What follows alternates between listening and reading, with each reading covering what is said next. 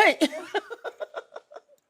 Itulah berangan, tersengih-sengih, tersenyum. Macam mana tak terlanggar? Kenapa Zara tengah bercinta ke? Senyum je macam orang cinta. Mana ada ibu ni? Narut je. Lupakan niat nak bercinta tu. Ayah ada calon yang lagi layak.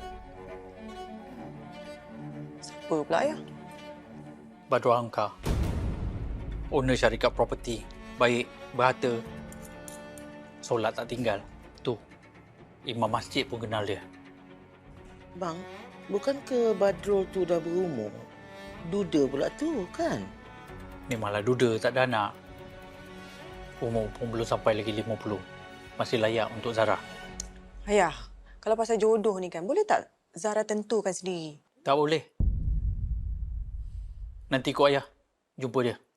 Tak selera nak makan macam ni lah.